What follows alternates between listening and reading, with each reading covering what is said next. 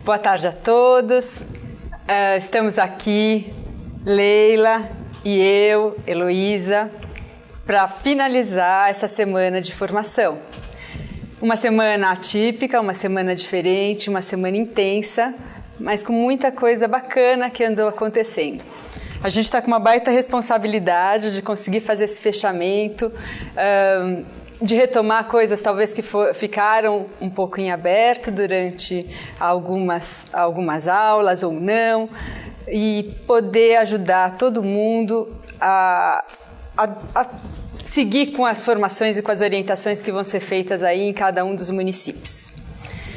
Bom, como a gente costuma fazer, vamos lá, então esse é o caderno, a gente vai fechar, na verdade, não a semana inteira, a gente fecha a semana, mas a gente fecha com o caderno 6, com as grandezas e medidas.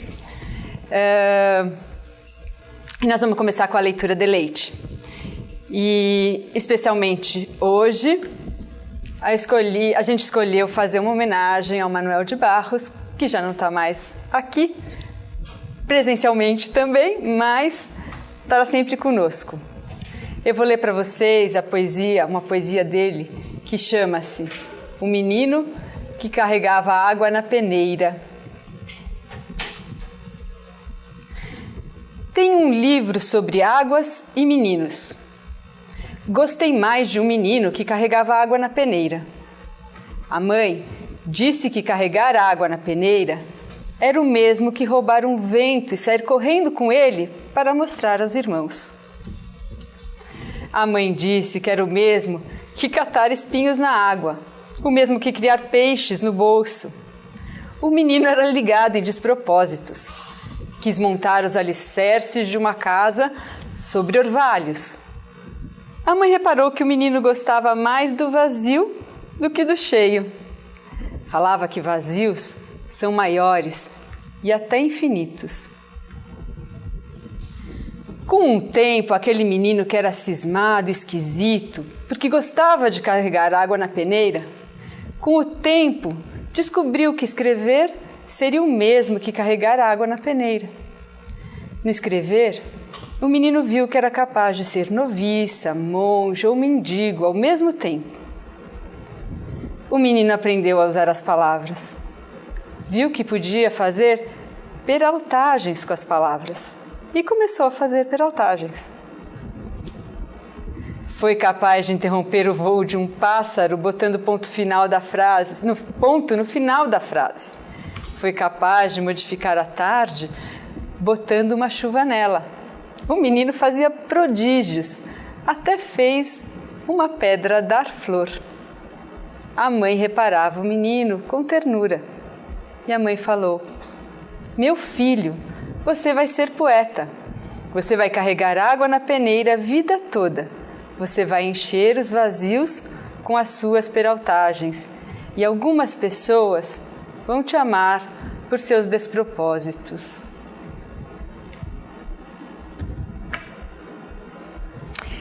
Bom, e com essas palavras a gente começa essa última aula. A gente está aqui, eu e a Leila, mandando um beijo muito grande, especialmente para a nossa turma 21, para o pessoal de Itu, que já esteve com a gente também em formação. Mas a gente está aqui com todos os formadores, mandando um beijo especial para a turma de cada formador que está com a gente, que colaborou com a gente essa semana. Nós organizamos essa aula da seguinte forma. Então, a gente vai fazer o fechamento desse caderno, articulando LP e matemática. Então, voltando para as coisas que a gente tem sempre feito e falado. E a gente vai trabalhar alternando entre atividades e a reflexão destas com a teoria. A gente vai propor algumas atividades que vocês vão realizando com a gente durante essa formação. Por isso que a gente pediu para vocês terem aí disponível com vocês os materiais, né? E vocês, então, podem fazer algumas anotações, vão enviando as perguntas que vocês tiverem e, ao final, a gente vai indicar qual vai ser a reflexão da atividade, qual vai ser a atividade que comporá o portfólio, tá? Por enquanto, vocês não se preocupem muito com isso. Vamos praticando, vamos refletindo, vamos construindo esses nossos conceitos. A intencionalidade pedagógica dessa tarde, então, é construir estratégias para medir comprimento, massa, capacidade, valor monetário e tempo. É compreender o processo de medição, utilizar jogos como estratégia didática e articular os conteúdos matemáticos com português, considerando os aspectos como gênero e dialogicidade.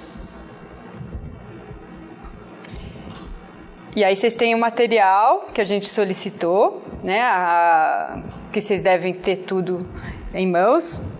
E a gente vai começar a trabalhar com os nossos conceitos dessa tarde, com as nossas atividades. Ok? Passo a palavra a Leila. Gente, boa tarde a todos. Estou bem contente de estar com vocês hoje. Então, para quem não nos conhece, nós somos as formadoras da turma 21. E a gente tentou preparar algo que tem um pouco de mediação imediata com vocês aí, de onde vocês estão. Então, hoje, agora, nesse momento, nessa 1h30, a gente tem aqui uma colega, a Natália, que também é formadora. E a Natália vai fazer a mediação entre vocês e nós agora em tempo real, tá? Então vai ser um pouco diferente. Qual que é a ideia? Que a gente proponha, então, algumas reflexões e que vocês realizem a reflexão imediata, postem aí no Moodle com palavras bem curtas ou com frases muito curtas, e a Natália vai, então, passar essas anotações pra gente. E a gente vai poder, então, ter um pouco de diálogo agora, tá bom? A Natália fez um item específico para vocês que se chama Respostas aos Questionamentos. Vejam se vocês conseguem identificar no Moodle esse tópico, Respostas aos Questionamentos. Se alguém puder dar um sinal, se já sinalizou, a gente agradece. Ok, vamos seguir. Então, vamos seguindo. Ok? Bom, ontem, na formação da Paula, da professora Paula, e da Denise, nós estávamos o tempo todo conectadas, e me chamou muita atenção, porque antes de ter visto o material da Paula, a gente já tinha iniciado a preparação da nossa apresentação, do nosso diálogo com vocês, e uma das coisas que a gente tinha pontuado é que a gente ia falar um pouco sobre como as crianças percebem a qualidade dos objetos, né? A ideia no fechamento do caderno de grandezas e medidas é exatamente a gente também olhar do ponto de vista da criança pequena, como todos esses conceitos circulam na sala de aula, como todos esses conceitos já circulam na vida da criança, nas formas de vida da criança, e como é que a gente pode fazer com que esse trabalho não parta só do professor, mas sim da observação do professor em relação a coisas que as crianças já fazem. Por quê? A gente entende que desde pequenos, muito pequenos, aliás, desde a nossa concepção, a gente já está envolto no espaço.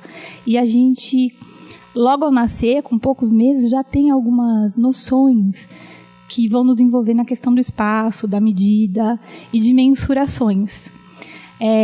Então é por isso que a gente resolveu falar agora à tarde, né, Lô?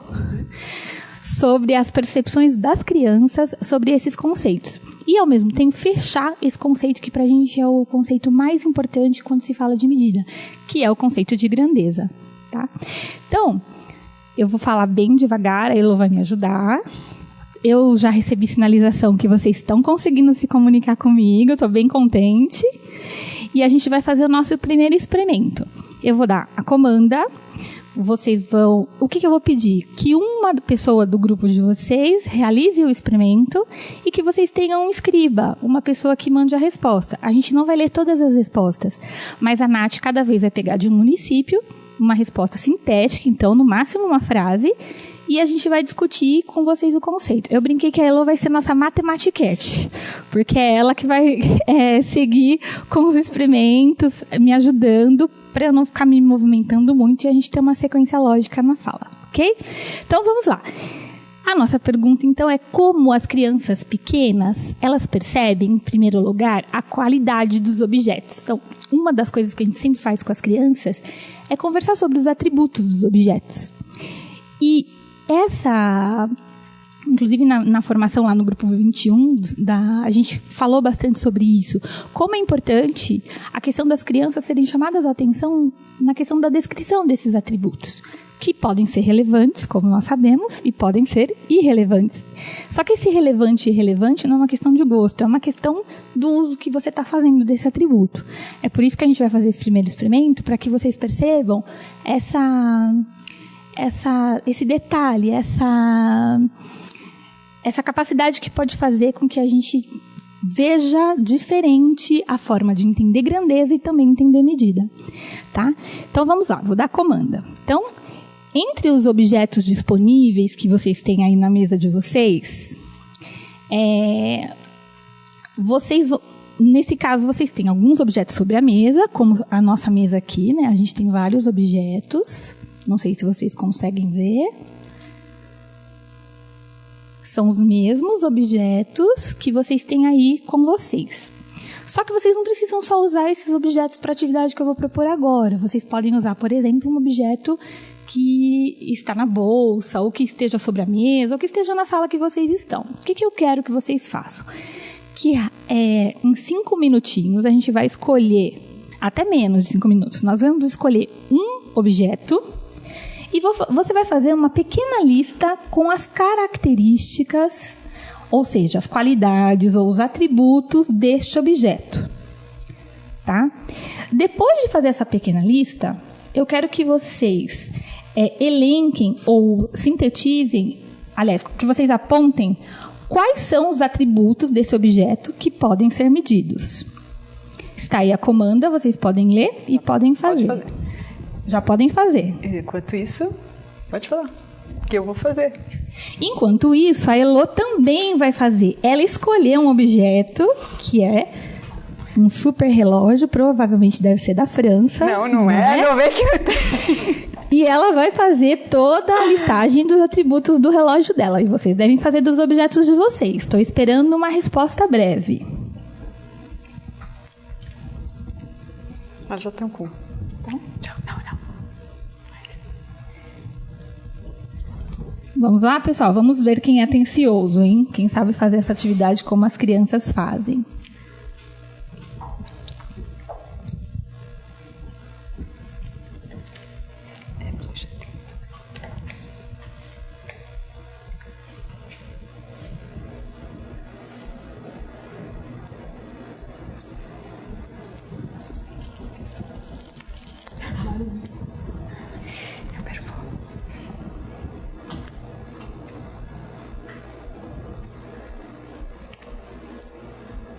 A Natália manda dizer que quem responder primeiro, ela vai mandar um coração de agradecimento. Tá ok? Bom, então, façam aí. Eu acho que vocês entenderam a proposta. A gente vai esperar uma resposta, mas enquanto isso, a gente vai mostrar como a Elô fez. Então, eu escolhi o meu relógio de pulso, que está comigo há bastante tempo.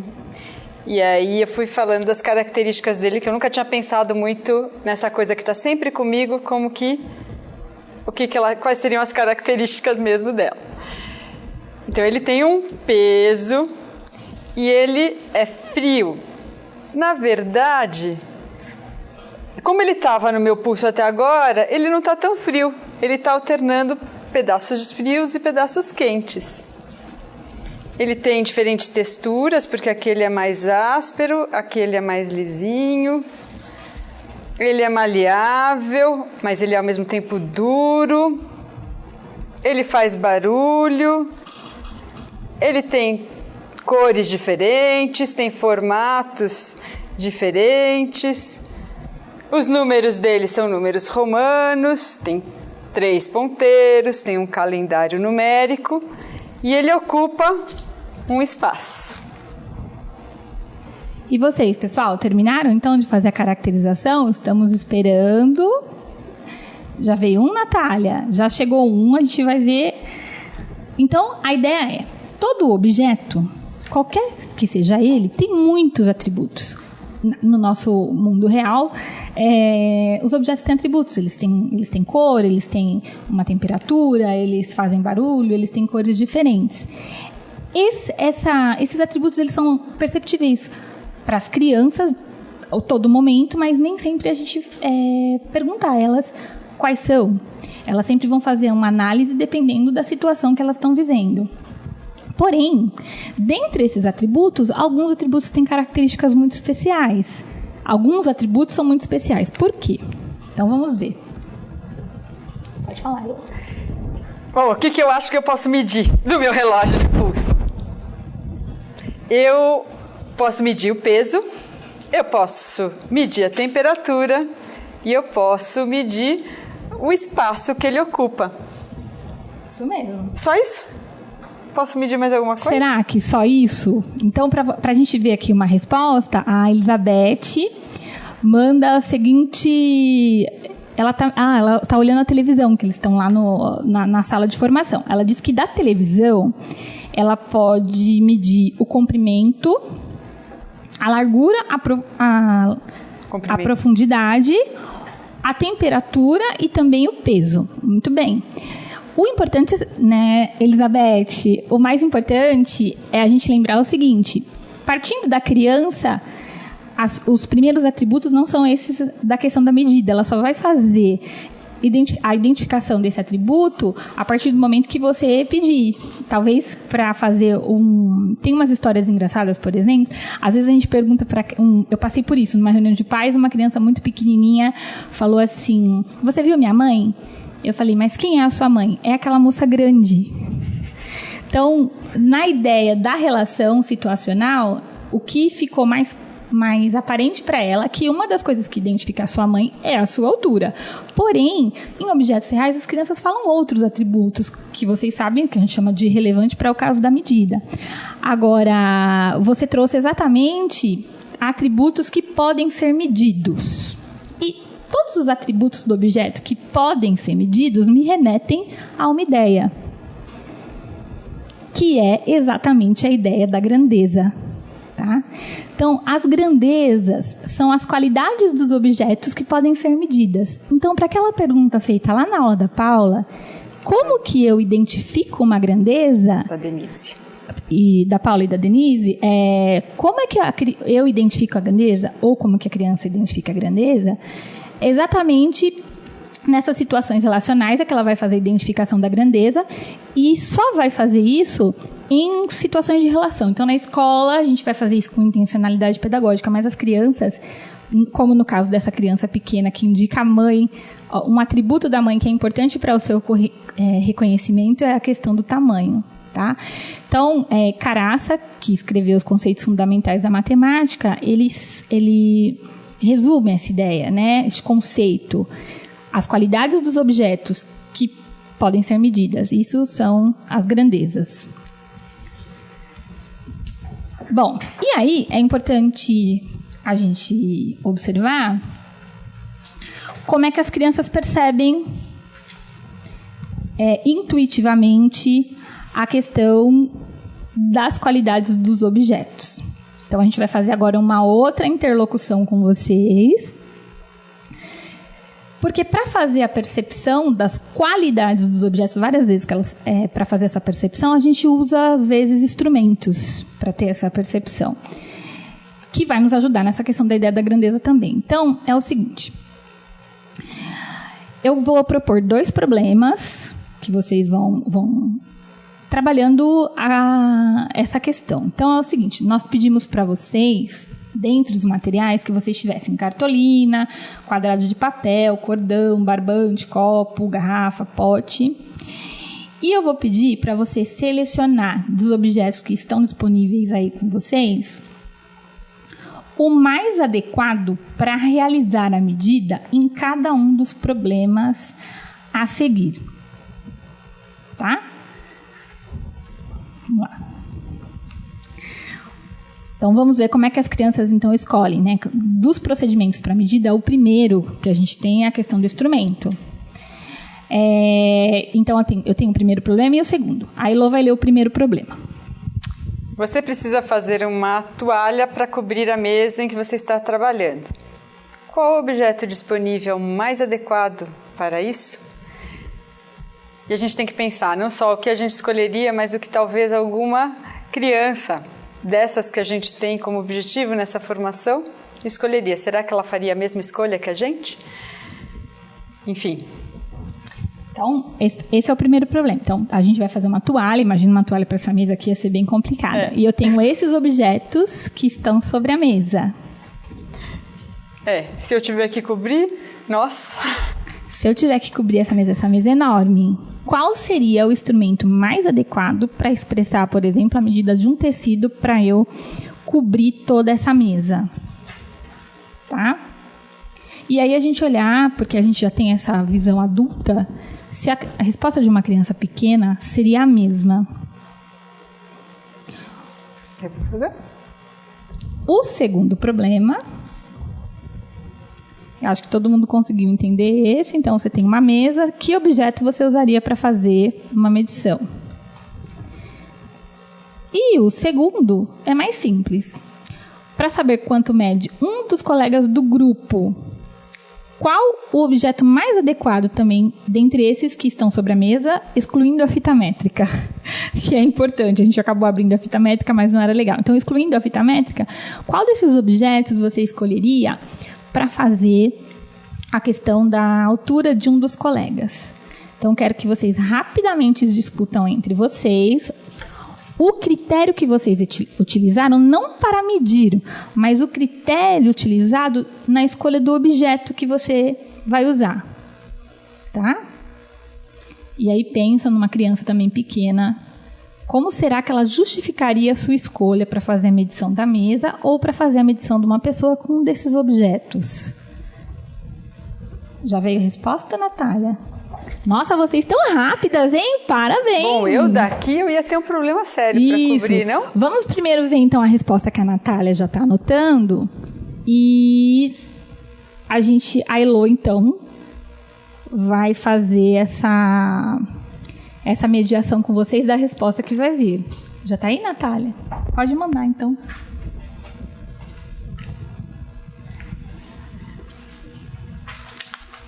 Do outro. Eu vou pedir para vocês, para quando vocês forem respondendo, vocês colocarem dentro do tópico, tá? Isso vai fazer com que a Natália consiga ver com mais facilidade. Então, todos respondendo ao tópico que ela criou. Oi, Brígida, tudo bem? Olha lá, Samanta também, tudo bem, Samanta? A Samanta diz o seguinte, que dos materiais que elas têm lá, porque elas pegaram outros materiais, elas pegaram TNT e papel pardo. Então, para fazer o primeiro problema, que seria ver quanto de toalha eu precisaria para cobrir essa mesa, ela usaria ou TNT ou o papel pardo. A Brígida, ela disse o seguinte, que o primeiro problema, ela usaria a cartolina ou um barbante para o primeiro problema ou para o segundo? Acho que para o segundo problema ela usaria o barbante. Agora, a questão é, qual foi o critério que vocês utilizaram para fazer essa escolha? Eu tô aqui, eu tô sentindo, tá chegando em mim o pensamento de vocês. Então eu até vou falar, porque eu tô dá para saber daqui o que vocês estão pensando. Você também sabe, né? Eu nem preciso te falar, mas você sabe o que elas estão pensando, né? Eu já sei, mas eu até já fiquei pensando, será que eu poderia cobrir a mesa com barbante? Então, é uma coisa que a gente pode pensar. Mas vamos tentar pensar, então, no critério do primeiro problema. Não como você faria, a questão não é o procedimento, é o critério para a escolha do instrumento. Eu não quero saber como você faria a medida, eu quero saber qual foi o critério que você utilizou para escolher o TNT ou o papel pardo para cobrir a mesa, tá? Isso é uma reflexão, mas a Elô vai falar como ela faria isso, nós vamos ver. Qual critério, Elô, você utilizaria para cobrir a mesa? Eu escolheria, na verdade, a gente não está aqui com a cartolina, mas a gente tem um pedaço de... tá aqui, que ela está colada de baixo. Ou a folha de sulfite. Porque eu teria uma Qual é o critério? O meu critério de escolha é porque eu acho que eu consigo, de uma maneira mais regular, não sei se está certo os meus conceitos aqui que eu estou falando, você vai corrigindo. Eu conseguiria colocar, e elas têm todo um formato regular, equilibrado, eu conseguiria cobrir melhor a mesa. Que eu estou falando com a minha colega, desculpem. Então eu usaria as folhas de sulfite que eu ia colocando uma do lado da outra até que eu conseguisse cobrir toda a superfície. E você ia fazer o que depois? Você ia contar quantas folhas? Daí para saber, e por exemplo, eu pedi para alguém fazer a toalha que eu quero e ia contar quantas folhas e ia passar o desenho de quantas folhas para a pessoa. Ia ser mais fácil para mim, porque eu podia, ou então eu levava uma folha e falava, eu quero uma toalha que seja 10 vezes o tamanho dessa folha de sulfite. Veio alguma resposta assim, Nath, para a questão do critério? Olha, se a gente for falar da questão do critério que a gente utiliza para fazer escolha, então, intuitivamente, vamos falar de uma criança pequena. Depois a gente vai falar sobre essa palavra intuitiva, que eu vou usar várias vezes, mas a Elô depois vai explicar para vocês, tá bom? O que é esse intuitivo. Mas, intuitivamente, quando eu olho a mesa e olho a folha, tem uma coisa entre elas, tem uma característica entre as duas que é muito comum. Qual seria essa característica? Veio uma resposta, acho que a Natália já veio, ela pode trazer para a gente. Na verdade, o que é, Natália? Uma explicação que é a facilidade para cobrir o espaço, acho que tem a ver. Isso mesmo. Então, eu tenho uma resposta, vocês estão dizendo que a Renata disse que é, porque essa folha me dá uma facilidade para cobrir esse espaço. Exatamente, Renata. A gente está falando que fica mais fácil cobrir esse espaço com a folha. Mas por que não fica fácil com a garrafa? Por que vocês não escolheram o copo? Por que vocês não escolheram? Então, para chegar mais perto dessa questão do critério utilizado, é isso que eu tenho que pensar. Essa folha tem uma característica comum com esse objeto. Que característica é essa? Essa folha representa um espaço plano, assim como essa mesa também é um espaço plano, ou seja, tanto essa folha como essa mesa tem área. É por isso que eu escolho. Para fazer a medida de uma pessoa, se eu não estiver usando a fita métrica, por exemplo, desses objetos, eu vou ter que usar um atributo, um objeto que tem o mesmo atributo daquele que eu quero medir. Que, nesse caso, seria... Quais poderiam ser? Para medir uma pessoa? O que eu poderia usar para medir uma pessoa do que tem aqui disponível? Exceto a fita métrica. Bom, aí eu já escolheria o mais fácil aqui para mim, eu acho que seria o barbante. Seria o barbante. Então, novamente, o critério da escolha do instrumento foi: uma pessoa tem comprimento. Então, eu vou escolher um objeto que também tem comprimento. Então, sempre para fazer a escolha do objeto de medição, isso historicamente falando, e também na percepção da criança, ela costuma perceber isso. Quais são as semelhanças de atributo entre dois objetos? E daí ela vai fazer uma comparação. O mais interessante é a gente olhar o seguinte: todos esses objetos aqui têm diferentes atributos. Mas vocês escolheram aqueles que têm, então, essa relação entre os dois. Não por sua funcionalidade em si vocês escolheram, mas exatamente porque a partir dele você pode fazer uma comparação entre a característica do objeto e a característica do instrumento. Uma coisa interessante, será que as crianças de segundo ano, por exemplo, fariam as escolhas que vocês fizeram? Eu vou ter que voltar. Eu acho que isso é uma pergunta que a gente vai ver mais à frente. Mas as escolhas das crianças, na escolha de uma criança pequena, pelo menos na vivência que eu tive nos 16 anos que eu estive com as crianças, é que elas escolheriam outro sim. Olha lá, a gente falou da questão do palmo, seria interessante, mas as crianças, se eu oferecesse só esses objetos, ela poderia usar outro sim. Sabe o que eu escolheria? Eu escolheria os copos. porque eles são lindos. Estão aqui dispostos e eles têm uma altura. E eu conseguiria empilhá-los, por exemplo. Poderia tentar empilhá-los. Isso mesmo. Elô falou uma coisa muito importante. Eu não vou sair daqui para que vocês não saiam do foco, mas se eu pegar esse copo também tem uma característica que é uma característica que também remete ele tem comprimento. Eu pego. Tá? Então, o copo também serviria de instrumento de medida. Ele poderia... Por que o copo serve? Porque ele tem altura. E eu poderia comparar a altura deste copo com a altura da pessoa. Então, as crianças talvez não pegariam a linha que me lembra a medida linear, mas ela poderia, sim, colocar um instrumento como o copo. A gente tem um desenho depois de uma criança pequena que vai mostrar exatamente como eles saem desse padrão ou dessa regra de escolher essas coisas que estão mais...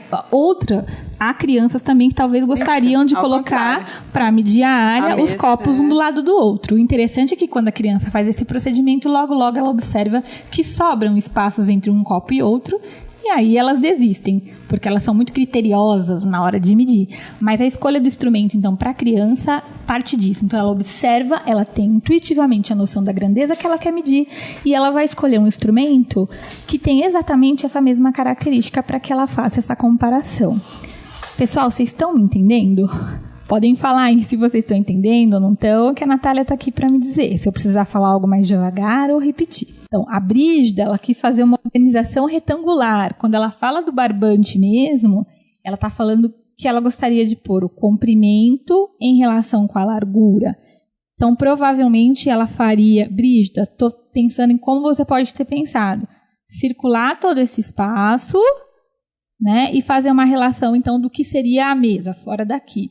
Só que a gente teria um problema, por exemplo, dobrar o barbante, depois a gente pode transformar o barbante num formato diferente. Seria um pouco complicado, mas é uma hipótese, dependendo do procedimento que você for usar. Mas aí a gente vai falar do procedimento mais à frente, tá bom?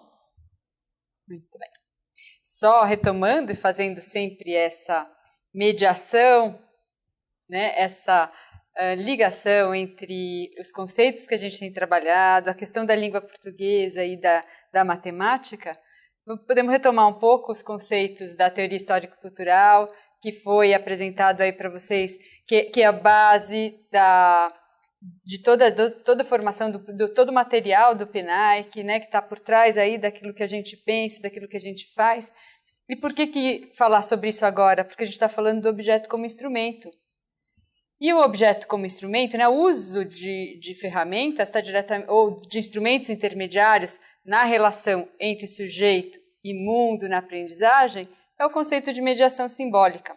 Né? Então, a gente usar os instrumentos, usar ferramentas na construção do conceito, da aprendizagem, são ferramentas, instrumentos que são culturalmente definidos, determinados, né? Por isso signos, porque são histórica e culturalmente constituídos nas relações que a gente tem com o mundo, né? Então, por isso é importante nesse momento a gente retomar, a gente não perder isso de vista.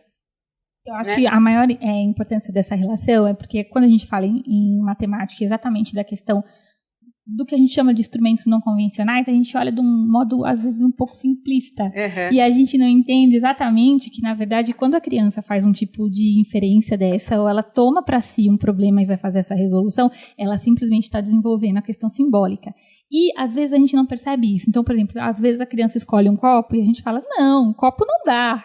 Mas a gente não para perceber e perguntar exatamente isso. Por que você escolheu esse instrumento? Nessa mediação é que ela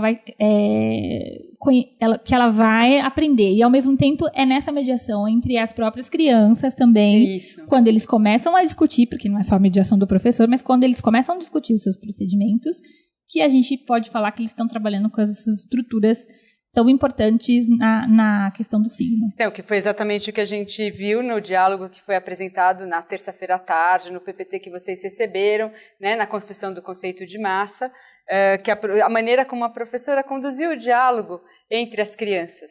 Né? Então, a maneira como ela propõe que eles discutam, que eles reflitam, eles vão construindo, eles vão trocando informações, eles vão dizendo o que eles pensam. E a representação desses objetos vai se transformando em conceitos que eles vão internalizando, que eles vão podendo replicar, utilizar em outras situações, né? Então, tudo isso que a gente trouxe lá atrás está ilustrado na construção desse conhecimento que eles têm feito sobre esses conceitos que a gente está falando. Bom, então, agora sim, Brígida. Então, o pessoal aí da turma 21 e que está me respondendo também, Samantha, vamos falar a questão do que eu acho que pode ter sido o procedimento. Então, a gente primeiro falou como é que... Olha, quero que vocês tenham essa sequência muito clara. Então, nós falamos que as crianças, primeiro, observam alguns atributos, e alguns atributos, dependendo da ação em que ela estiver inserida, ele é mais destacado. A segunda coisa que nós falamos é que as crianças também têm critérios para escolher os instrumentos. Elas já têm esse critério, que é perceptível, que é essa relação entre esses atributos que ela consegue perceber. E agora nós vamos falar um pouco da questão do procedimento. Quais são os procedimentos que a gente usa, que as crianças usam para medir e que, na verdade, também são os procedimentos que nós usamos para medir? E aí eu quero falar de um erro que eu cometi como professora, mas que foi um erro que depois de 3 anos eu pude pensar sobre ele, né? Na época eu só achei que foi um desastre. Depois de alguns anos, refletindo, estudando matemática, eu percebi que não. Que, na verdade, embora eu tenha achado que isso aqui foi um erro que eu fiz, na verdade, as crianças sempre acham uma solução que é uma solução muito coerente. Bom, então é o seguinte. No ano de 1999, eu fiquei com uma turma de crianças pequenas durante 4 anos, eu segui o ciclo com eles, e esse aqui é o momento que eles estão no primeiro ano. Esse desenho é de um menininho chamado Danilo. E ele fez uma representação de uma medida. Só que eu, como professora, pedi para eles, eu dei 10 tijolinhos. Para vocês entenderem quem que são esses tijolinhos, pensem numa caixa de fósforo. Tá? Então, os meus tijolinhos tinham o formato da caixa de fósforo, mas eles eram feitos de argila, certo? E, como eu era muito inexperiente naquela época, eu tinha 3, 4 anos, sei lá, de magistério, eu falei para eles assim, então, vamos pegar, porque eu queria trabalhar com instrumento não convencional, eu falei para eles, olha, peguem esses tijolinhos e vocês vão medir o amigo. Todo mundo vai medir o amigo com os tijolinhos. Só que no meio da atividade eram vários grupos, né? Uma realidade de escola pública, 25 crianças de 6 e 7 anos. Eu comecei a perceber que eu tinha feito algo muito errado. O que foi? Um tijolinho, ele não tem um comprimento apenas. Um tijolinho tem largura, tem comprimento e tem altura. E eu falei, nossa, isso vai dar errado. Porque eu tô falando para ele medir, mas qual será o lado que essas crianças vão escolher para trabalhar? E eu me surpreendi, e eles fizeram, né? Não convém aqui eu contar todo o procedimento de todos os grupos, mas o que chama atenção? Esse menininho faz a medida e ele desenha exatamente os 27 tijolinhos que ele usou para medir o coleguinha. Bom, tem o registro de como isso foi feito, mas o que me chamou a atenção? Depois de algum tempo analisando os desenhos e analisando as filmagens e as fotos que eu tirei da atividade, eu percebi que todas as crianças escolheram um comprimento maior do tijolo. Nenhuma usou os outros comprimentos. E fazendo esse registro, eu li que num paralelepípedo, então isso é interessante a gente pensar do ponto de vista espacial, que é essa conexão de geometria e medida. Num paralelepípedo, a gente chama de comprimento a maior distância entre os dois vértices. Tá? Então, de novo, intuitivamente a criança tem essa percepção. A medida que é mais aparente num tijolinho é o seu comprimento. E então ele usa esse comprimento para poder fazer a comparação com o tamanho do coleguinha. Então, é interessante a gente olhar como é que a criança se utiliza. Outra coisa que surgiu, uma criança falou, eu perguntei para ela, por que você está usando esse comprimento? Você não podia usar outros lados, colocar o tijolinho de outro jeito? E ela disse, não, porque se eu usar outro vai demorar mais. Então, eu vou usar essa medida maior. Então, ela foi colocando um tijolinho, outro tijolinho, usando sempre o comprimento maior, porque isso também ia permitir que essa medida acabasse mais rápido. Então, nos procedimentos, as crianças também têm um princípio que a gente chama em matemática, que é o princípio da economia. E, intuitivamente, também essa questão da percepção desses atributos mais relevantes de um objeto. Só que sempre na ação. Então, isso é interessante a gente pensar. A criança, ela realiza melhor tanto as suas escolhas como os seus procedimentos na ação. Ok? Vamos lá para uma outra etapa. Nessa etapa, a gente vai analisar, então, um diálogo entre duas crianças. Então, retomando, porque eu sou aquela professora que retoma. Falamos como é que a criança percebe a grandeza, como ela explica a escolha de um instrumento de medida, como ela realiza o procedimento e agora, como é que ela escolhe intuitivamente unidades de medida, tá? Então, a gente vai ler esse diálogo e também vai fazer um exercício. Só que esse eu vou dar uns minutinhos a mais. Dessa vez nós vamos ficar um pouquinho, né, no silêncio, sim. E nós vamos fazer uma análise, então, para a gente tentar entender esse conceito da escolha da unidade de medida. Então, a ideia, o que aconteceu? A professora leva, então, para as crianças uma placa de argila. Essa placa de argila, ela era irregular. Tá? Vou usar essa garrafa. Eu vou usar essa garrafa aqui para representar a placa de argila que era totalmente irregular. Então, a professora está numa atividade de primeiro ano em que as crianças vão fazer vão brincar. Estão brincando com a argila. Só que a gente tem um problema, a placa é grande. E aí, a professora, então, pergunta para as crianças como é que eles vão dividir aquela placa, porque só tem uma, e são 25 crianças. Vamos ver o que a criança diz. Mede e corta. Mas medir com o quê? Com a régua. Como? Assim, ó. Cadê a nossa régua? Bom, eu mostro, né? A criança mostra o número 10 na régua. E a Bia? E a Bia diz o seguinte: não, a placa é maior no final. Quem pegar o final vai ficar com mais argila. Xi. E agora? Sabe o potinho lá da sala? Vamos colocar um potinho para cada um. O que vocês acham? Vamos tentar? Vamos. Então, eu quero que vocês reolhem. Eu vou retomar esse diálogo. Então, olha a ideia que as crianças estão apresentando. A professora tem uma placa de argila que tem uma característica que está muito presente, que é o volume. Tá? Então, ela tem a placa de argila. E aí, ela pede, vamos dividir como? A criança fala, mede e corta. Medir com o quê? Uma criança propõe, com a régua. Mas como? Assim. E aí, ele mostra. O 10 na régua, provavelmente, ele quer que cada um fique com 10 centímetros. A Bia percebe, não, a placa é maior no final, portanto, quem pegar o final fica com mais. E agora? Sabe o potinho lá da sala? Vamos colocar um potinho para cada um. O que vocês acham? Silêncio. Vamos tentar? Vamos. Qual que é a proposta agora também, de alguns minutos? Analise esse diálogo. O que você pode dizer em específico da fala da Beatriz sobre a relação que ela faz na escolha do instrumento e de uma percepção que ela já tem sobre a questão da unidade de medida?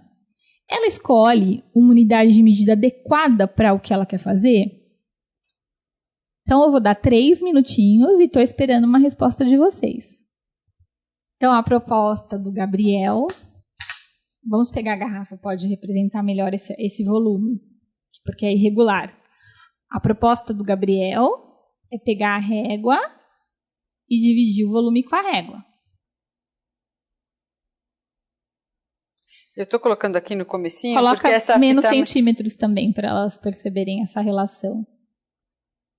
Se isso fosse uma placa de argila, exatamente o que aconteceria? Ela não começa exatamente.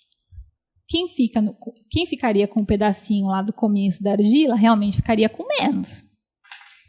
E quem ficar com os finais aqui do meu bloco de argila, a Elo vai marcar. Ela vai ficar com um pouco mais. Mas qual que foi a percepção dessa criança? Qual foi a sacada que ela teve? Ela tem 7 anos. O que ela percebe que ela não aceita de jeito nenhum que a medida seja feita desse jeito? Todo mundo já percebeu que para o Gabriel, que está mais aparente ainda na placa de argila, é a questão do seu comprimento. Mas e para a Bia? O que ficou evidente? Já veio uma resposta, Nath? Então, a Nath já está anotando uma resposta. Dá para ver. E ela vai trazer para a gente. Assim.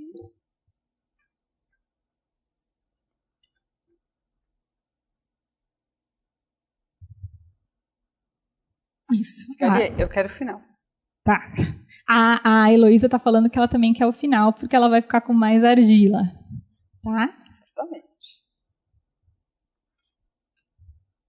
Da onde é, Nath, a resposta? De Valinhos. Minha cidade, eu moro lá.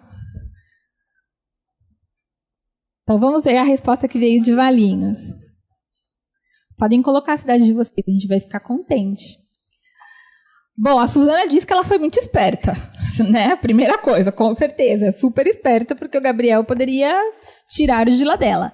E a Ana Carolina Martinelli diz o seguinte, que a resposta da Bia é adequada, por quê? Na verdade, ela está usando uma mesma unidade de medida para todas. Em Valinhos, a resposta que vem é o seguinte, se ela fizer isso, a resposta da Bia tem relação com que, se ela colocar no pote, todas as partes ficarão distribuídas de uma mesma forma, mais aproximada para todas. Então, é exatamente isso. O que a Bia percebe? Que ela não pode usar o comprimento para medir ou para um objeto que tem volume. E quando ela escolhe o pote, ela vai fazer... Ontem a Paula também falou sobre isso. Eu vou pegar só um copinho. Tem aqui. E aí, Elizabeth também deu uma resposta que é sobre a questão da relação com o atributo. A Beatriz mostrou ter mais noção de grandeza. Muito bem, Elizabeth. Ela identifica os atributos que podem ser medidos e encontrou um instrumento mais adequado para resolver o problema. Fantástico, exatamente. O que acontece? Como eu disse para vocês, a gente tem que escolher, a nossa escolha tem que ser de um instrumento adequado. Então, quando o Gabriel faz e aí, gente, essa questão dialógica é muito fantástica. Porque o Gabriel faz a pergunta e a professora não fala, não faz assim ou está errado. Ela pergunta de volta. E aí, não é a professora que responde, é a Beatriz que mostra para ele. Não pode ser assim. Se cortar, alguém vai ficar com menos. Ou seja, qual é o atributo mais relevante numa placa de argila? O seu volume. E esse instrumento, que é o pote, tem a capacidade, ele comporta aqui dentro um volume. Portanto, se eu colocar dentro do copo a argila, todas as crianças vão receber uma quantidade mais aproximada. E isso é muito fantástico. Então, essas noções, elas não devem vir de situações também que só sejam provocadas em algo irreal. São exatamente nas formas de vida dentro da escola que o professor precisa estar atento para fazer as inferências corretas nesses momentos que são os momentos da vida da criança, tá? Então, Elizabeth, a gente podia até trocar o nosso PPT pela sua fala e pela fala das colegas, porque ficou muito bonita a forma que você escreveu. Na verdade, as crianças, a partir da observação e da constatação das qualidades, dos atributos dos objetos, elas também sabem realizar escolhas. Nós vamos ajudá-la nós vamos mediar com linguagem esse conhecimento, mas as nossas crianças, elas já sabem muita coisa e a gente tem que saber trazer isso à tona. A Beatriz descobriu que para medir a massa, a régua não é adequada, pois essa mede apenas o comprimento. Intuitivamente e pelas práticas culturais, que agora ele vai falar um pouquinho sobre isso, ela percebe que para medir a argila que tem volume, ela precisa de um objeto que tem volume, ou que tem a capacidade de receber um volume, que no caso seria o pote. Isso, que é a capacidade de receber o volume. Perfeito, então a Elô vai né? falar um pouquinho também sobre essa questão do que é esse intuitivo, não, né? É só para a gente marcar e lembrar que o intuitivo não é mágico, ele não vem do nada. A gente não simplesmente, de repente, descobre alguma coisa. O intuitivo, ele é construído, ele vem pelas nossas práticas sociais, pelas nossas práticas culturais, ele vem de gerações, ele vem da experiência que a gente tem ou que os outros passam para a gente. Então, quanto mais oportunidades a gente tem de vivenciar, de experimentar, de participar de práticas culturais diversas, mais a gente pode alimentar esse nosso saber que faz aflorar nos momentos da aprendizagem, de novos ou do conceitos. Brincar, né? Então, que no brincar, por exemplo, isso mostra muito, é muito bacana deixar a criança brincar. E ao mesmo tempo fazer essas... nessa brincadeira, ela vai fazendo essas vivências que colocam ela em choque para poder resolver problemas. Exatamente. E aí ela quer resolver o problema, e ela resolve o problema, como vocês viram, de uma maneira muito natural. Exatamente. Né? E aí a função do professor é exatamente fazer essa questão da mediação de linguagem e talvez ajudá-la nos seus registros também, que é a próxima etapa que a gente vai ver. Muitas vezes a gente tem que só permitir que a criança brinque, experimente, faça, né? Exatamente. Tem uma outra resposta que a Natália trouxe. Que bonito, que legal que que a gente está conseguindo se comunicar. A Laís diz o seguinte: as crianças provavelmente fariam uma minhocona com argila, deixando-a com a mesma espessura e só então as dividiriam em partes iguais. Laís, isso é fantástico. Perfeito. Porque é exatamente isso que acontece. Dependendo do grupo que você está e dependendo exatamente dessas experiências de vida que ela teve. Por exemplo, a criança que viu a mãe fazer o pão, uma criança que viu a mãe fazer o pão, ou fazer o bolinho, ou fez alguma coisa, ela também pode usar essa noção que ela já tem para tentar resolver o problema. Então, isso é interessante, que as crianças também vão colocando em choque tudo que ela vive na sua vida, nas suas formas de vida, e ela pode resolver o problema de outra maneira. Então, né, no caso da Laís, estava irregular, ela... acho que no grupo dela, provavelmente, a Laís já deve ter vivido isso. As crianças iriam fazer a minhoca, né? Ficar como a gente faz com o pão, de uma maneira só, e depois ia recortar para que todos ficassem com a mesma quantidade. E nesse caso, ela escolheria, então, um outro instrumento. E ela poderia usar a régua. E aí ela resolveria o problema da régua. Então... E a régua seria um outro instrumento, nesse caso, que ela poderia servir como uma faca. Isso mesmo. Não só como uma medida. Isso mesmo. A régua poderia usar como a faca também. Então, isso é fantástico. Gostei, Laís, dessa resposta, porque mostra exatamente essa diferenciação das representações que as crianças fazem. Mas o que é mais importante é o que a Elizabeth falou. A gente tem que pensar que a criança, ela tem um olhar, e esse olhar nunca é neutro. Talvez o nosso seja mais neutro, mas o das crianças, nunca, tá?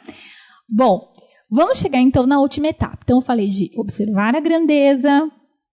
Percebi a grandeza? Escolha um instrumento adequado, que seria um instrumento que pode me ajudar a aferir a grandeza que eu quero medir. Depois, o que eu faço? Eu vou fazer um procedimento de medida, né, que no caso vai se dar por comparação, e no final, como é que as crianças, enfim, registram essas unidades de medida? Como é que ela faz para fazer o registro?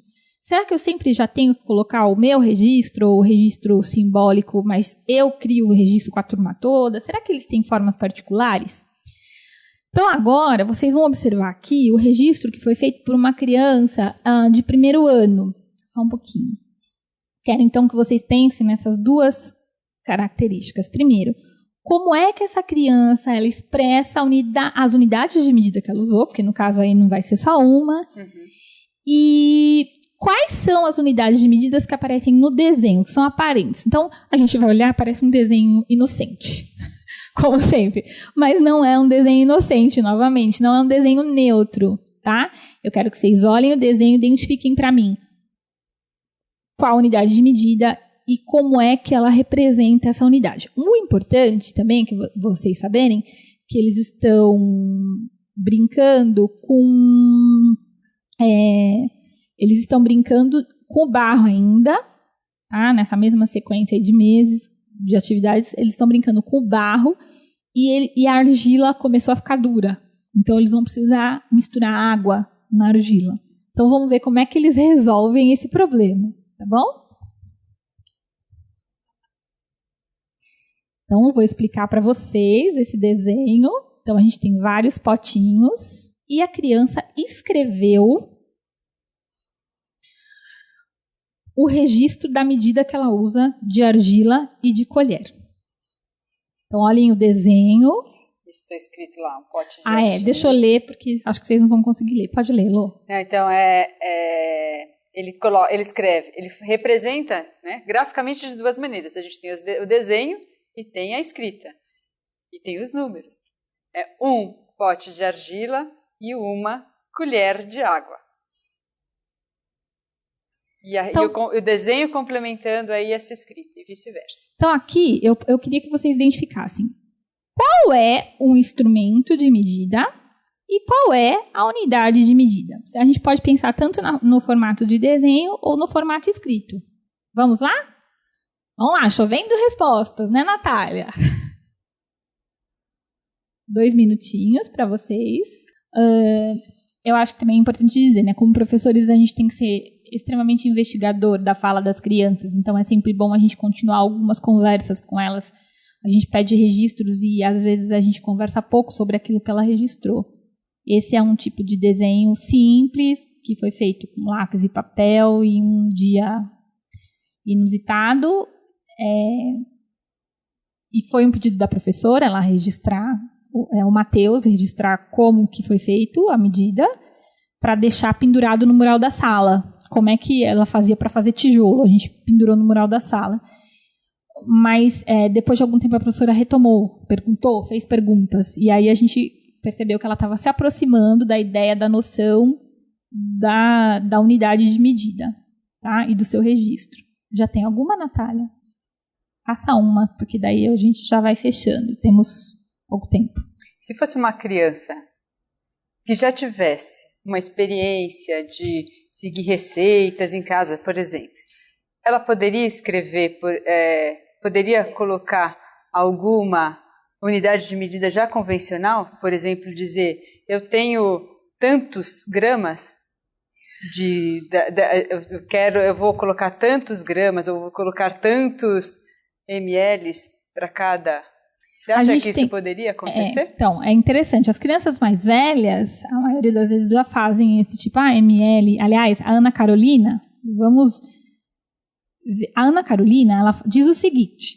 Obrigada, Ana Carolina. O potinho, quando ele escreve pote, representaria a massa e o volume. Pote. Uhum. A colher, 1 mililitro. Também poderia pensar na colher, Nath, você pode me ajudar nisso, mas eu pensaria na colher também como uma medida de capacidade, né? Tá? Então, eu acho que foi isso que você quis dizer, né, Ana Carolina? Lá em Louveira, me disseram assim, que na verdade ela vai pelo peso da argila, ou pelo volume. Eu acredito que pelo volume, né? Porque quando ela diz um pote, ela pensa no volume ocupado no pote. E a Renata Barreto diz o seguinte, os instrumentos são potes e colheres. E a unidade? Seria a capacidade de volume? O que é uma unidade de medida? Na verdade, a pergunta que eu fiz a vocês, não sei se eu me expressei bem, até me desculpem, mas é como é que a criança registra. Agora nós estamos saindo do campo do procedimento e da escolha da grandeza para pensar no registro gráfico ou no signo que ela vai usar, no símbolo que ela vai usar. Então, quando eu olho para o desenho, estou falando, espero que eu esteja falando devagar, se eu estiver falando rápido, vocês pedem para a Natália, eu paro. Quando ela faz o desenho da colher e do pote, até aí tudo bem, parece que ela registrou uma receita. Só que eu chamo essa criança de novo e pergunto para ela, tá, e se forem 3 potes de argila? E ela diz, 3 colheres de água. E se for 2 potes de argila? 2 colheres de água. Então, na verdade, esse desenho ele representa a própria unidade de medida, colher e pote. Como a gente diz na representação de unidade litro, né, o símbolo mesmo, o símbolo que é o L. Quando a gente diz o L de litro, a criança desenha o pote. E como ela já está fazendo essa relação de proporção, que aliás, ela tá lá, olha que interessante a gente olhar isso, porque na verdade ela está lá no campo do princípio multiplicativo, do campo multiplicativo, vocês lembram? Então, essa simples pergunta que eu faço para ela faz com que eu consiga observar que, na verdade, ela está atribuindo sentido. Ela atribuiu o sentido do pote como que representa uma quantidade e da colher outra, e que essas duas quantidades têm uma relação. Uhum. E quando eu faço essa relação, eu estou falando do pensamento também multiplicativo, só que atribuído, gente, isso é fantástico, a questão do espaço. Tá? Então, isso é muito importante a gente pensar como é que esses campos eles se interrelacionam. Parece que chegou alguma outra observação, eu quero ler. Registro como a criança... então, a criança está representando, muito obrigada, Samantha. Ela está representando de forma pictográfica a unidade da medida. Pode, Lu? Pode. Princípio linguístico, você pode representar de forma pictográfica a medida. A unidade é o pote e a colher. E o registro é o registro pictográfico que ela faz, que eu também posso atribuir esse significado. Tá? Então, a gente fez tudo isso para mostrar para vocês que as crianças percorrem o caminho lógico dos princípios de medida. E aí eu quero fechar, então, com vocês o que seria esse conceito. Por que a gente resolveu falar do ponto de vista das crianças? Porque eu já poderia falar do conceito. Mas eu acho que é muito interessante que vocês pensem o seguinte: Bento de Jesus Caraça, lindo, morreu muito cedo também, mas deixou muitos ensinamentos em relação à matemática. Ele escreveu esse livro, Fundamentos da Matemática, que eu acho que todo professor tem que ler, é um livro muito interessante. Ele diz o seguinte, quando ele foi especificar esse conceito de medida, ele diz o seguinte: para você realizar a medida, os passos são sempre os mesmos. Isso para qualquer tipo de medida. E eu acho que é isso que a gente quer trabalhar aqui. Primeiro, eu identifico a grandeza a ser medida. Isso grifo meu, tá, gente? Não é assim a definição que ele escreve, mas eu acho que é importante a gente saber. A gente identifica a grandeza a ser medida, mensurada. A gente escolhe um instrumento adequado. A gente compara a medida dessa grandeza que está no instrumento com o que a gente quer medir, e aí a gente expressa numericamente a medição. Então, se a gente for olhar na sequência lógica, isso aqui é o que é medir. O que é medir? Isso aqui é medir. Identificar uma grandeza, escolher um instrumento adequado, comparar essa grandeza com a grandeza a ser medida e expressar numericamente a medição. Por que eu resolvi trazer, então, olhando essa lógica das crianças, essa definição? Por quê? Porque isso aqui vale para qualquer tipo de medida. Então, uma das coisas que a gente sempre está conversando nos nossos grupos de discussão, com as nossas colegas, é que chama muito a minha atenção, eu não sei se chama a atenção de vocês, que parece que quando a gente vai ensinar comprimento, a gente está fazendo algo muito diferente do que ensinar volume. Ou a gente está fazendo algo muito diferente quando a gente vai ensinar, por exemplo, fala uma medida, Nath, a área ou o peso. Então, a gente sempre tem noção, parece, aparentemente, para uma criança pequena, da forma como isso é apresentado na escola, parece que é tudo diferente, uma coisa diferente da outra. Na verdade, não são. Na verdade, os procedimentos e as etapas para medir, para qualquer uma grandeza, ela é a mesma, só tem esses 4 passos. Agora, o que é mais importante, então? Exatamente a gente fazer que a criança reconheça a grandeza. Que grandeza eu quero medir? Escolhi a minha grandeza, vou escolher um instrumento adequado, vou fazer a comparação e vou expressar numericamente.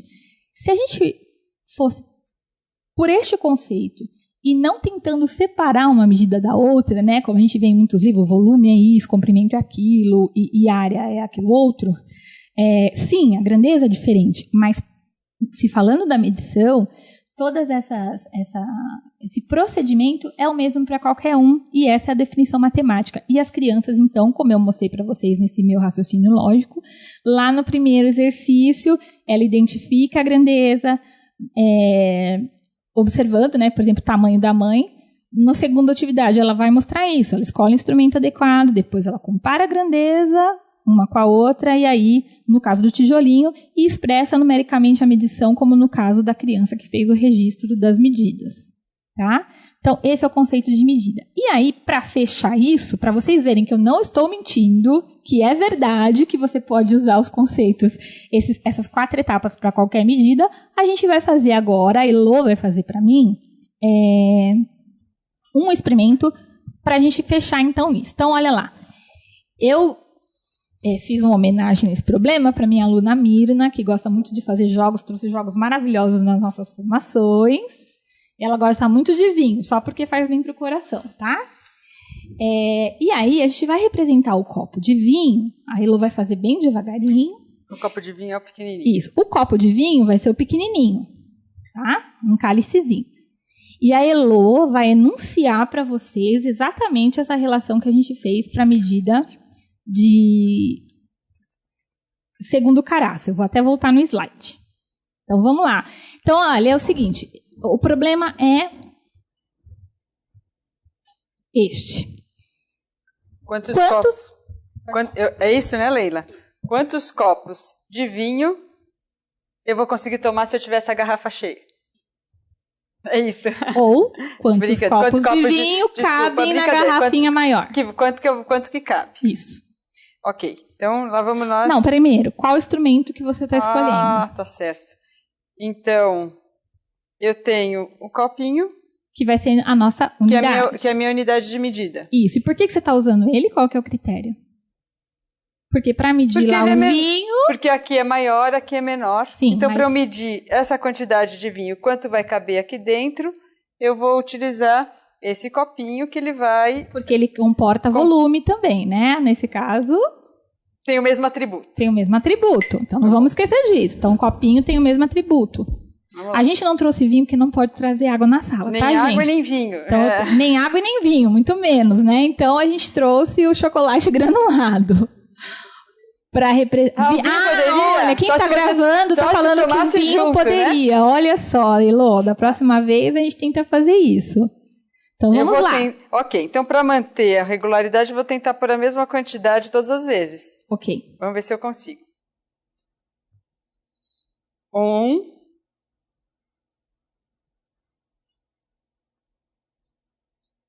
E elas podem o pessoal está fazendo com água. Vocês estão fazendo aí, pessoal? Vocês podem ir fazendo aí também. Inclusive, tendo uma outra ideia que a Elô não teve. Eu vou ter. Para saber quanto que vai dar.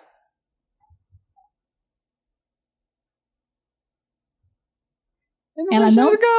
que vai dar a mesma cor. Não vai dar, é preto, não tem problema. Depois a gente explica, então, essa parte. Também posso fazer o contrário.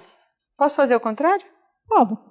Eu ponho tudo cheio aqui primeiro e depois vou devolvendo? Não, aí muda a relação. Melhor fazer assim. Continua.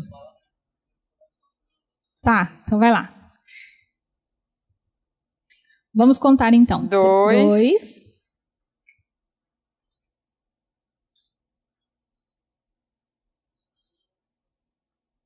3.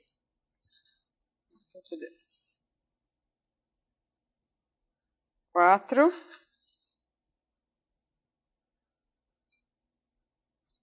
5.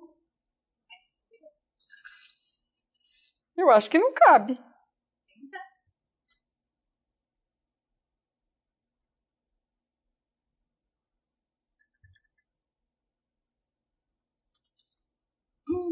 Não coube tudo. E agora? Uma coisa interessante acontece. Por que a gente quis fazer esse instrumento? Então, olha lá. Ela escolheu um instrumento de medida que tinha o mesmo atributo que o outro, né? Volume. E aí ela percebe que no copo maior cabem 5 vezes inteiras o volume, tá?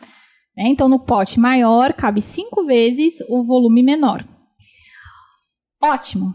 Para uma medida de uma vez só, isso é muito bom. Mas e se a gente fosse repetir essa medida muitas vezes? Ia ficar meio complicado toda hora ficar colocando vinho na garrafa, se eu quisesse saber a medida. Então, qual seria uma maneira adequada?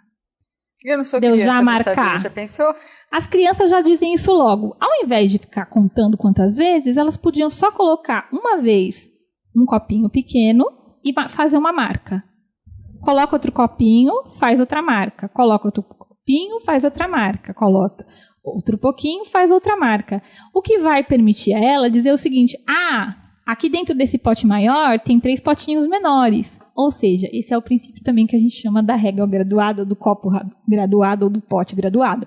Por que a gente faz a graduação do copo? Exatamente porque é muito mais simples, né? A gente já saber essa quantidade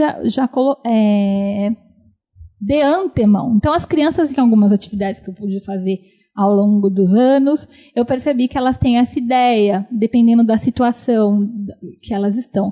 E aí, gente, uma coisa muito importante, que a gente não vai entrar agora, mas só para fechar, o que acontece? A relação entre medida e fração, novamente. Por quê?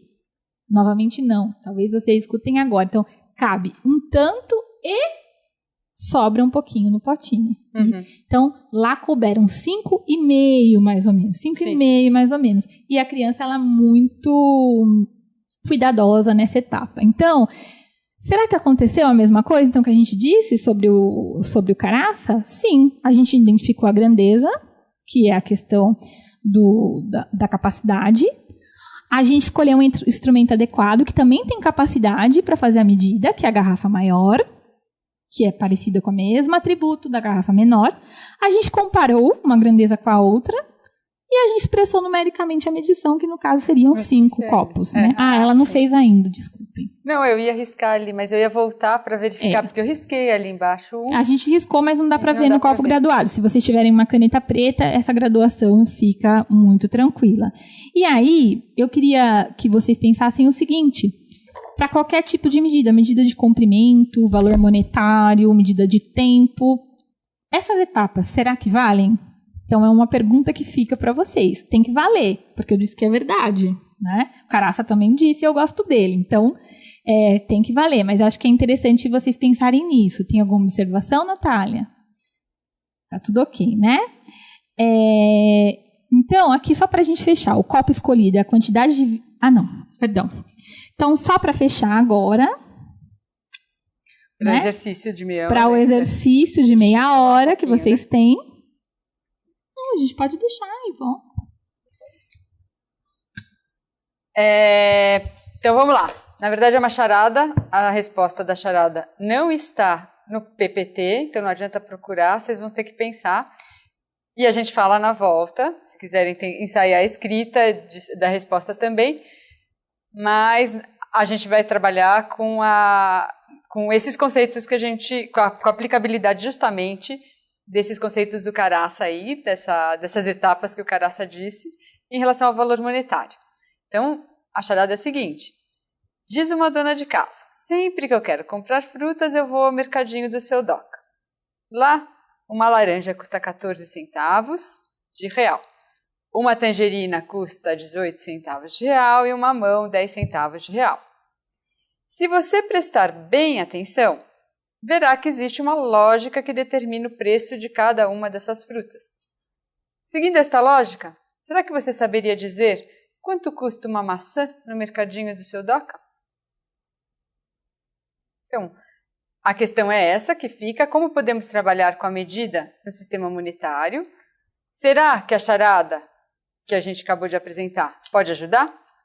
Que outros recursos podem ser utilizados em sala de aula? A gente quer que, então, na proposta desses 30 minutos, vocês reflitam, procurem responder, utilizando, então, os conceitos do Caraça, e definam qual é a unidade de medida que aparece na charada. E para vocês justificarem as respostas. E pensarem nessas atividades, quando a gente propõe aí, como jogos que podem ser adaptados para as intervenções com as crianças. Então, só retomando, a ideia dos 30 minutos é que vocês pensem nas questões que nós colocamos de Caraça, se esses procedimentos para realizar a medida, ele também vale para a questão do valor monetário que está lá no sistema de medida. Uma reflexão, gente, também que é legal a gente fazer, é por que valor monetário faz parte do sistema de medidas, tá? Isso não é uma resposta, talvez, que seja tão trivial. E é isso que a gente gostaria que vocês fizessem nessa meia hora antes do nosso retorno. Isso. E também, se alguém ficou com alguma dúvida, pode perguntar que a gente vai responder. E vocês podem também pensar em relação às outras as outras unidades. Unidades, o próprio tempo, por exemplo, né? Pensem se isso vale, ok? Ok. Vamos lá, então. A gente vai deixar no problema. No problema, na charada, para vocês, ok? Olá, e aí? Conseguiram resolver a charada? Nós vimos que várias pessoas conseguiram responder, chegaram a uma resposta. A gente estava acompanhando lá a resposta de vocês. E eu acho que eu vou responder então primeiro a resposta. Depois a gente vai continuando analisando. E foi interessante porque a gente estava ali e a gente perguntou para os formadores que estão acompanhando qual seria a resposta para essa charada. E o pessoal da matemática... Não sabia a resposta. Não, mas fez uma resposta que a gente veio... Matemática. Ora, o valor é o dobro do número de letras. E eu olhei e falei assim, como assim o dobro? O dobro de quê? Como o dobro de número de letras? A gente não está falando de medida, a gente não está falando de grandeza, a gente não está falando de comparação. Portanto, essa resposta, ela não é suficiente para explicar. Concordam? Tá certo, o raciocínio está certo. Se laranja tem 7 letras, o que eu tenho que dizer é que cada letra tem um valor de 2 centavos. Portanto, se para cada letra eu tenho 2 centavos, para uma laranja que tem 7 letras, eu tenho 14 centavos. E, portanto, a resposta, uma maçã no mercadinho do seu Doca, custa 8 centavos, certo? Então, olha lá, a língua portuguesa dando conta aí de explicar a resolução de uma charada, ok? Bom, mas a questão não era só essa, né? Essa era uma parte só. A gente estava falando, então, como podemos trabalhar com a medida no sistema monetário, se essa se jogos de palavras podem ajudar a pensar sobre esse conceito e que outros recursos podem ser utilizados em sala de aula. E era essa atividade, então, para tomar esse exemplo, refletir, procurar responder utilizando os conceitos de Caraça. Qual a unidade de medida? E aí, passo a palavra para a Leila. Vamos lá. Bom, então vamos lá, gente. Qual que seria a unidade? Ó, a Natália está aqui a posto para vocês conversarem comigo. Não, já tem Qual que seria a unidade de medida que a gente utiliza quando a gente fala de valor monetário?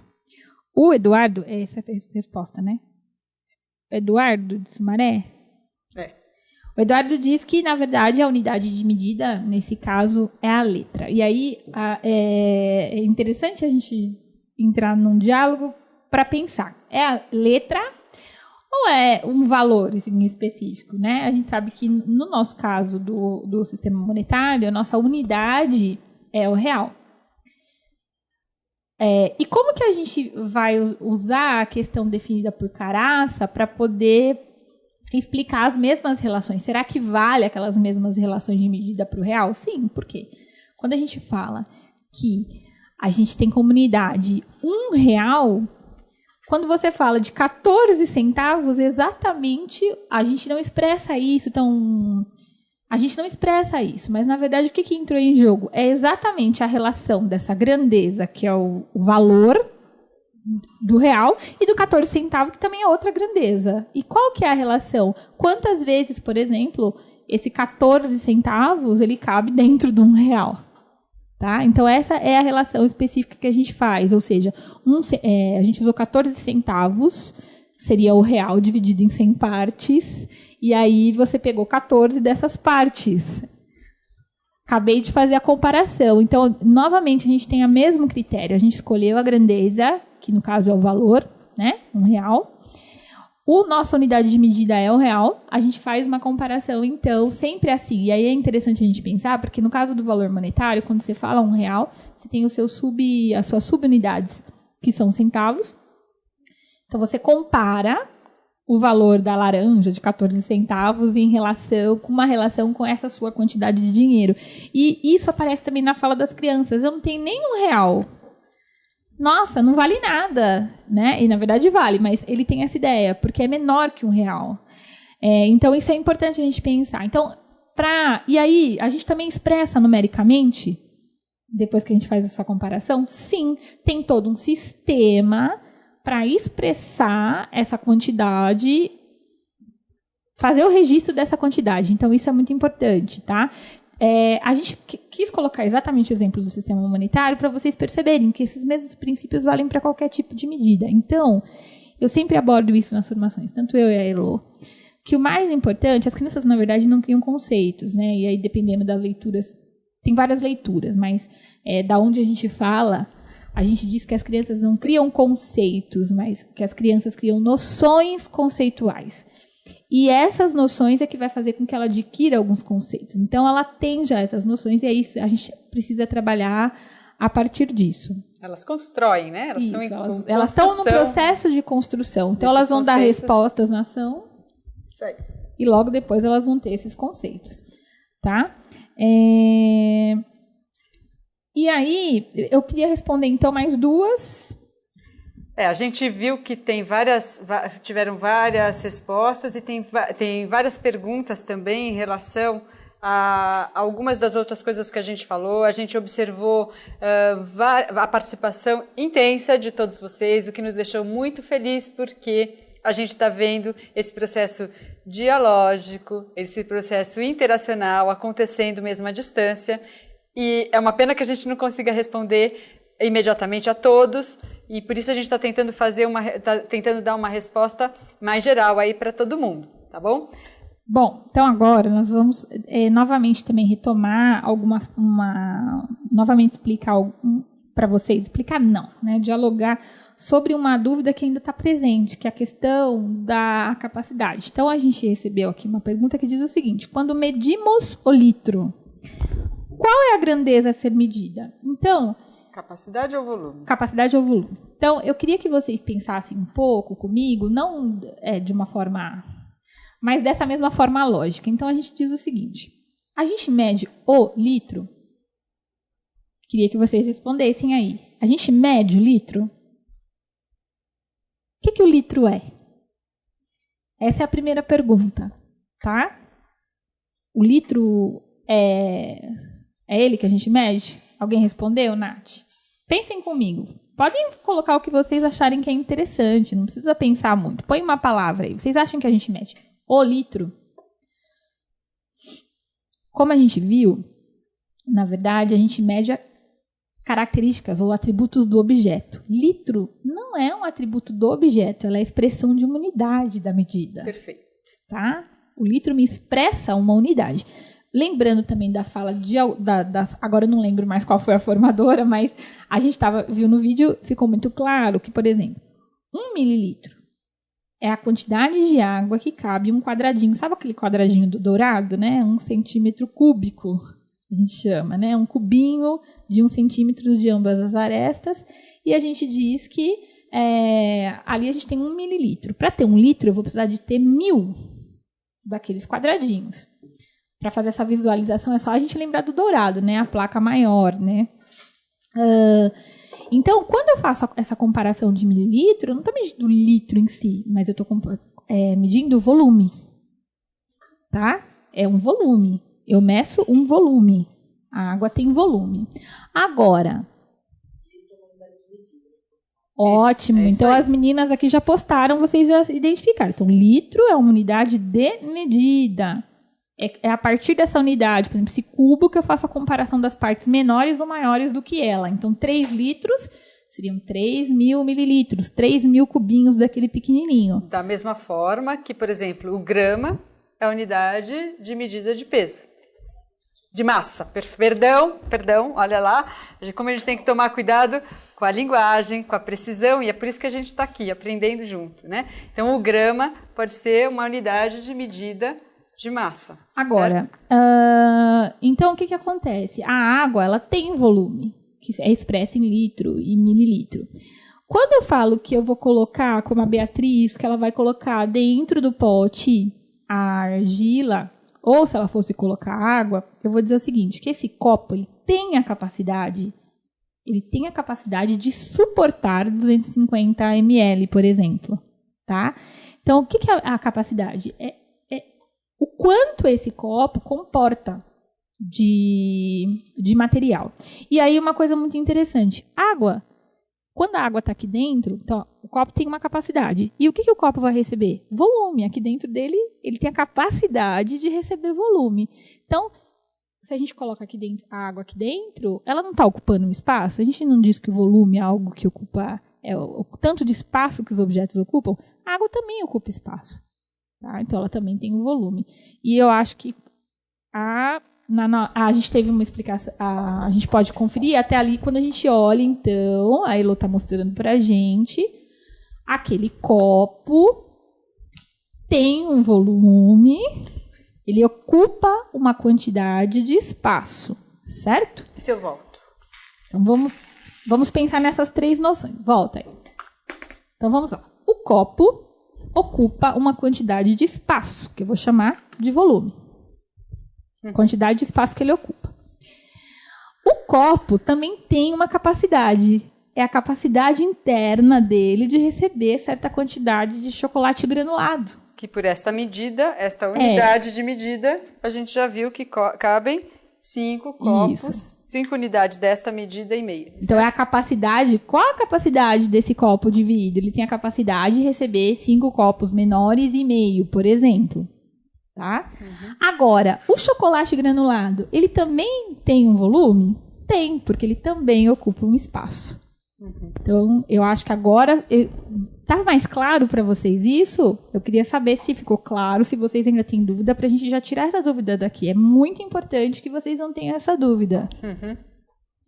Ok, e aí nós vamos, então, eu só queria falar dessas perguntas, porque são as perguntas que estavam lá, mas a Elo vai voltar à questão da charada. Não, só completa ali da pergunta da jarra de um litro. E aqui de Atibaia veio uma fala muito interessante, que é exatamente o que a gente faz. Uma jarra de 1 litro, quantos copos de 250 ml? Então, a jarra, ela tem a capacidade de receber 4 copos de 200 ml, tá? E a jarra também tem o seu volume, que é a quantidade de espaço que ela ocupa no espaço. Quantidade de espaço que ela ocupa, né? Estão pedindo, então, para a gente retomar a resposta da charada. A resposta da charada é, para comprar uma maçã, vamos voltar para a charada. Para comprar uma maçã, eu preciso de 8 centavos. Então, a maçã, no mercadinho do seu Doca, custa 8 centavos. Ou seja, para cada letra que compõe uma palavra... Vamos falar de um jeito diferente. O valor correspondente é o seguinte. Para cada letra, 2 centavos. Então, se a palavra tem 4 letras, 8 centavos. Se ela tem 6 letras, 12 centavos. E assim por diante. Então, o valor é determinado pelo tamanho da palavra. A correspondência é o tamanho da palavra, o número de letras que compõem uma palavra, tem seu valor definido por centavos. 2 centavos para cada letra. Ok? Bom, então só para terminar essa parte, aí a Elo finalizar, tem alguém colocou a Silvia Maria Barbosa disse o seguinte: então as crianças pensam em critérios não óbvios sempre? Porque estava voltando lá para o comecinho, quando mesmo. A gente estava fazendo as escolhas. Né? É muito interessante a gente pensar nisso. Então, esse olhar da criança não é um olhar viciado. E por isso que ela responde de formas tão surpreendentes. Então, é muito importante que a gente dê essa voz às crianças e que realmente a gente tenha esse movimento de escuta e diálogo, de linguagem. A gente proporcione isso a partir de diferentes materiais, tanto para que elas tenham diálogo entre elas e também entre elas e o professor. Então, sim, as crianças elas vão agir de uma forma não óbvia. Tinha essa análise, tá. E eu não sei se explicar. Tem uma resposta aqui sobre a charada que tinha sido dada antes, desculpa que a gente só viu agora. Isso, a Alessandra também colocou da charada que a maçã custava 22, porque o intervalo de valores entre eles, a começar pelo preço do mamão, é de 0,04. Então, ela pensou o seguinte: fez uma coisa bastante... 10, 14, 18, 22. Foi isso que ela pensou. Uhum. Tá? Ela só pensou na sequência Alessandra, você pensou na sequência, né? Mas ela Só que a gente uma relação interessante também. Uma relação interessante que tem uma sequência de valores. Crescente. Porém, você percebe que deve ter também uma relação entre o nome, né? Entre as palavras. Porque qual seria o critério? Eu não teria um critério para fazer essa comparação. Tá bom? A lógica ali não procede, não tem uma regularidade, isso, não tem uma regularidade de comparação. E aí, agora, então, a Elo, se tiver mais alguma pergunta depois, vocês podem mandar, mas agora a Elo, então, vai estar fazendo o fechamento. Nós estamos juntas aqui. Nós, na verdade, pedimos para vocês pensarem também em outras atividades que podem ser aplicadas, em outras situações.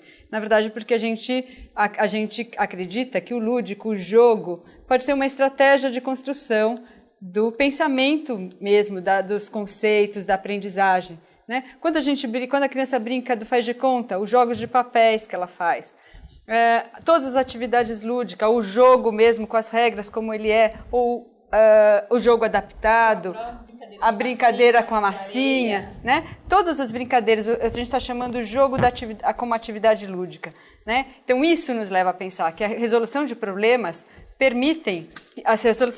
que permitem que a criança brinque, vivencie, experimente, construa ludicamente, interacionalmente, dialogicamente suas aprendizagens, pode ser entendida como um jogo. Ou seja, vejam bem que a gente está pressupondo que tem a brincadeira consigo mesma, mas é uma brincadeira consigo mesma que pressupõe o outro quando ela está sozinha.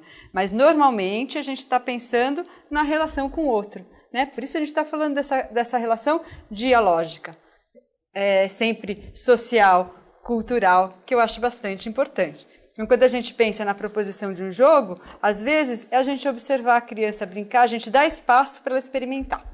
Isso é uma coisa que a gente gostaria de deixar.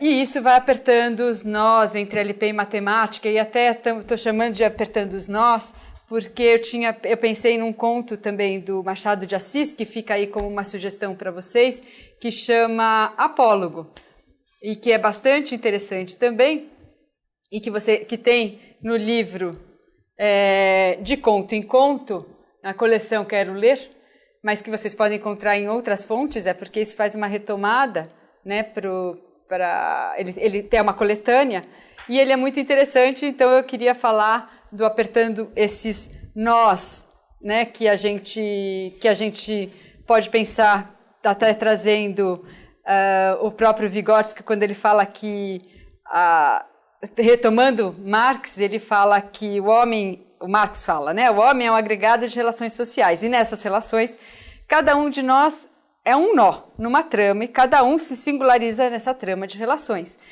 Então, por isso a gente trouxe essa ideia de apertando os nós entre LP e matemática, que estão sempre juntos. Até porque no sentido da própria relação, por exemplo, quando a gente fez agora essas simples demonstrações, a questão dos próprios registros, né? Os registros das crianças são representações. Sem dúvida. Que são representações que vão ajudar lá, são registros de representação do mundo, né? Como um todo. E isso é muito interessante. Eu vou deixar para vocês, está aí no PowerPoint, eu acho que eu vou deixar para vocês essa retomada, ela está também falando um pouquinho de oralidade, de dialogia, trago no final, eu ia apresentar, então estou falando do Apólogo, do Machado de Assis como um conto, e tem também para falar dessa relação, dessa dialogia, dessa presença dos nossos eus nas nossas situações, um outro conto dele, que é o espelho. E fica aí como uma leitura para vocês, porque eu pretendo fazer uma outra, eu acho que daí fica demais para eu falar aqui, e a gente fazer esse fechamento. Imagino que já estejamos todos no finalzinho de uma formação. Então, antes de fazer o fechamento e ler para vocês o que eu escolhi para fechar, a gente vai fazer a proposta da atividade para o portfólio, né? Só lembrando que essas atividades todas do portfólio devem ser, segundo a orientação que vocês já devem ter recebido, que devem ser entregues o mais breve possível, enviado aos formadores de vocês, e que tem como prazo máximo quarta-feira próxima, dia 19 de novembro, meio-dia, Esse é o prazo máximo, essa foi a orientação que eu recebi, embora pedissem para que enviassem o mais rápido possível, né? Certo, todo mundo? Procede a informação. Muito bem, então a proposta de atividades para o portfólio é a seguinte. Considerando as atividades e reflexões desenvolvidas nesta tarde, que procuraram retomar os conceitos de grandezas e medidas do caderno 6 do Pacto, elabore uma atividade lúdica ou uma situação-problema que privilegie um dos conceitos trabalhados: massa, capacidade, tempo, valor monetário. Mesmo que a gente não tenha retomado especificamente todas vale qualquer uma, tá? A gente colocou uma ideia, por exemplo, do jogo de cara a cara, só para exemplificar o que a gente está querendo que vocês façam. Por exemplo, para pensar nos critérios. Porque o jogo do cara a cara, por exemplo, é um jogo ótimo para a gente pensar nos atributos, né? Ele mesmo jogado da maneira convencional. No entanto, ele pode ser explorado de diferentes maneiras, né? Vai da criatividade de cada um. Eu não vou falar muito, senão eu posso estragar as ideias, e eu quero que vocês tenham ideias. E isso é só para deixar exemplificado o que a gente está pensando, o que a gente está desejando que vocês pensem e coloquem como atividade para o portfólio. Ok? Ups, essa ainda não. Então, eu queria eu queria falar, e a Leila pode falar um pouquinho também, a gente queria agradecer muitíssimo a participação de todos vocês que a gente está dizendo, todos nós até, porque nos incluímos nessa participação. Acho que a gente formou um grupo muito bacana de trabalho aqui como formadores, aproximou-nos porque estivemos todos presentes no mesmo espaço, preocupados em oferecer para vocês o melhor que fosse possível na situação que se colocou. Nem sempre foi fácil, né? A gente está numa situação inusitada, a gente foi aprendendo junto como lidar com as falhas técnicas, como lidar com a distância do microfone, com a movimentação, com a altura da voz, com a posição do corpo, e a gente não tem ainda muita coisa faltando, mas principalmente a gente conseguiu formar uma boa rede de trabalho, uma boa interação. Isso foi muito bom. A gente sente falta, todos nós sentimos falta de estar na presença de vocês OEs, de estar no calor humano, das discussões, da presença, de ver a cara de vocês, de satisfação ou insatisfação, de compreensão ou incompreensão. Mas, ao mesmo tempo, a gente gostou muito de perceber que vocês estão empenhados todos em participar, em entender, em aproveitar. E isso é fundamental. Então, agradecemos muito que a equipe todas, que nós todos estamos compondo uma verdadeira equipe, que sejamos todos empenhados por um bem maior, a gente sabe, afinal de contas, né, é isso que a gente está tentando fazer, que a gente possa repensar aí a melhor forma de ajudar as crianças de 1º a 3º ano a aprenderem melhor, e que os professores tenham um pouco mais de subsídio, ou tenham respaldo, ou encontrem vozes nas nossas vozes, né? E tenham as vozes deles. Então,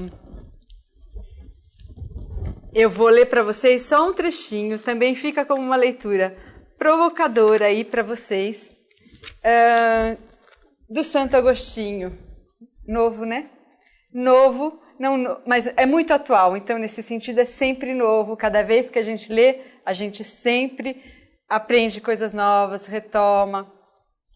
E eu vou ler só um trechinho do livro dele, De Magistro, do Mestre, o capítulo 1, que chama-se Finalidade da Linguagem. Então, Agostinho diz: que te parece que pretendemos fazer quando falamos? E o Adeodato: pelo que de momento me ocorre, ou ensinar ou aprender. E o Agostinho: vejo uma dessas duas coisas e concordo. Com efeito, é evidente que quando falamos, queremos ensinar. Porém, como aprender? E o Adeodato: mas então, de que maneira pensas que se possa aprender, se não perguntando? E o Agostinho: ainda nesse caso, creio que só uma coisa queremos: ensinar.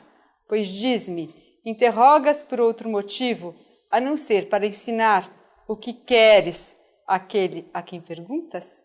Geba Deodato, dizes a verdade. O diálogo segue. Está aqui a provocação.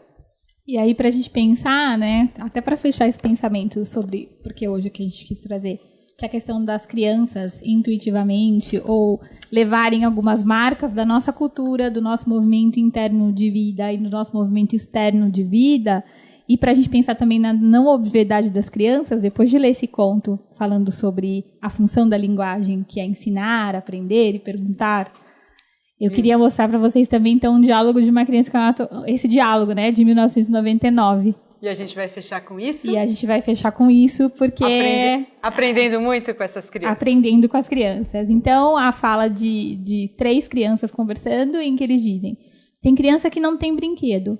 A gente podia ensinar a fazer de barro. Uma ensina a outra, que ensina a outra, que ensina a outra. Até todo mundo saber fazer.